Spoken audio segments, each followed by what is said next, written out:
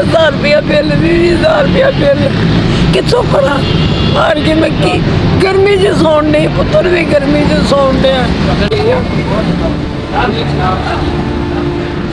मेरा कोई वारस नहीं गा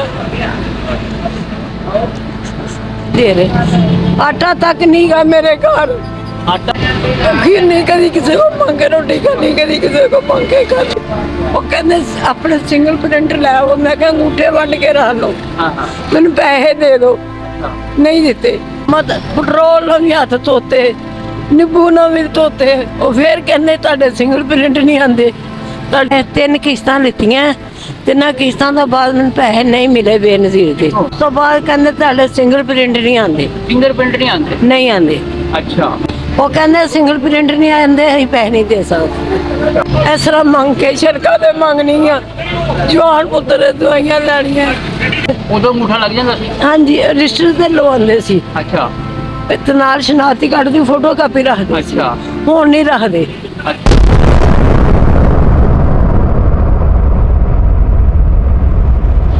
सरैया बेगम जी बेटे मैं जिन्नी दफा पैसे 3 किश्तां लित्तियां 3 किश्तां तो बाद मैंने पैसे नहीं मिले बेनज़ीर के हर दफ्तर चों एक लिते मैं 12,000 रुपया च बुर्जियों 12,000 रुपया लिता जतीम खाने हो ठीक है 12,000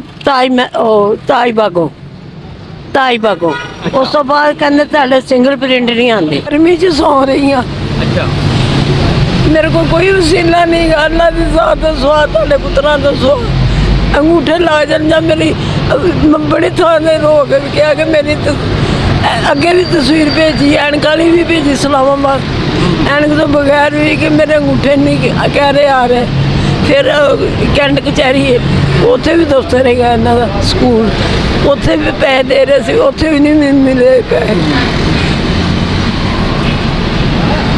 पुत्र घट तो घट भी ना मेरा कर बिल शिल पा के 20 तक हो जाए 20 तक हो जाए तो मेरा गुजारा हो जाता क्यों कि देखो दवाइयां जड़ियां लैनियां पैंदियां ना बच्चे मेरे दवाइयां जड़ियां लैनियां पैंदियां बड़ियां महंगियां अति मैं रो के पई स्टोर से मैं दवाई दे दो नहीं दी ऐसा नहीं मुंडा तड़फता पाया अल्लाह जिंदगी दे अल्लाह खुश रखे वज़ीरे आला नूं मेरी अपील है हाथ जोड़ के कहनी है कि मेरा कोई आसरा नहीं गा कि मेरे अल्लाह वास्ते मेरी मदद कर दे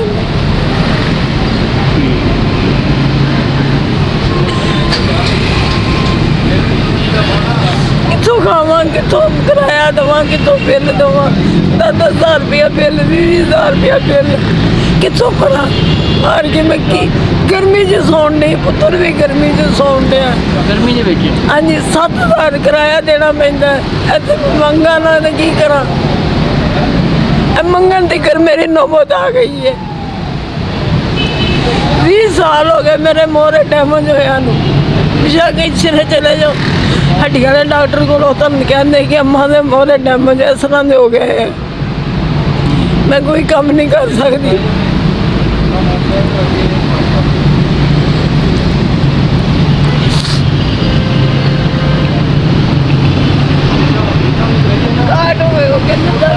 तुहाडे को कार्ड है कोई सबूत है तो असीं देने मैंने 12,000 रुपया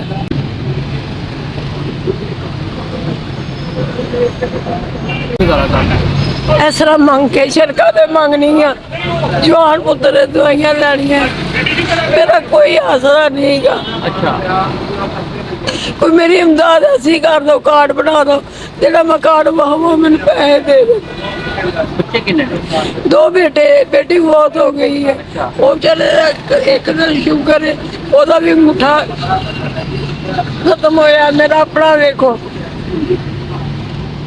ऐसे आड़ के मैं मंगनी हाँ मंग के गुजारा करनी पई है किराया भी देना है उतर दी दवाइयां भी लेनियां उतर एक्सीडेंट इधर लाड़ पिया है इधर प्लेटा पईयां ए वेखो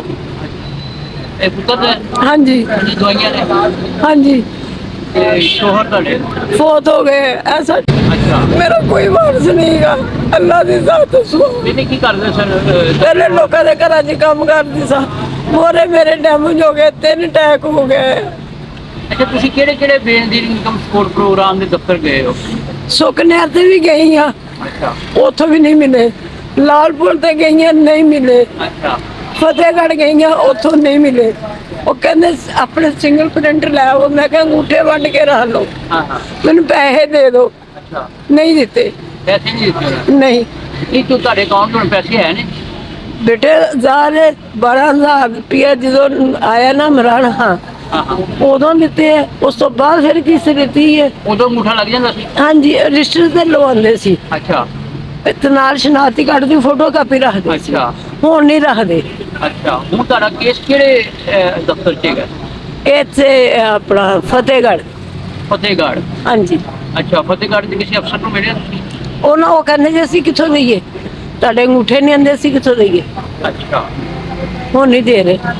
ਆਟਾ ਤੱਕ ਨਹੀਂ ਗਾ ਮੇਰੇ ਘਰ, ਆਟਾ ਨਹੀਂ ਗਾ। ਫਿਰ ਨਹੀਂ ਕਦੀ ਕਿਸੇ को ਮੰਗ ਕੇ ਰੋਟੀ ਖਾਣੀ, ਕਦੀ ਕਿਸੇ को ਮੰਗ ਕੇ ਖਾਣੀ ਆ। ਮੇਰਾ ਕੋਈ ਵਾਰਸ ਨਹੀਂ ਗਾ।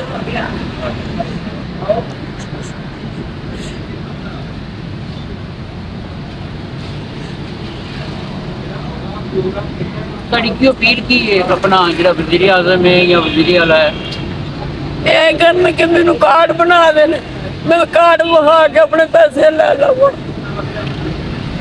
ਮੈਨੂੰ ਕਿਸੇ ਪਸੰਦ ਨਹੀਂ ਮਿਲੀ। ਉਮਰ ਕਿੰਨੀ ਤੁਹਾਡੀ? ਮੇਰੀ ਪੁੱਤ 80 ਤੱਕ 70 ਤੱਕ ਹੀ ਹੈ। ਉਹਨੇ ਦੁੱਖ ਨਹੀਂ, ਉਹਨੇ ਉਮਰ ਨਹੀਂ ਜਿੰਨੇ ਮੈਨੂੰ ਦੁੱਖ ਹੀ ਕੀਤੀ। ਮਰ ਗਈ, ਬੰਦਾ ਮਰ ਗਿਆ। 3 ਟੈਕ ਕੇ ਮਹੀਨੇ ਦੀ ਦਵਾਈ ਲਿਆਨੀ ਆ ਉੱਥੋਂ। ਇਹ ਦਵਾਈ ਮੇਰੇ ਕੋਲ ਹੈ। ਠੀਕ ਹੈ।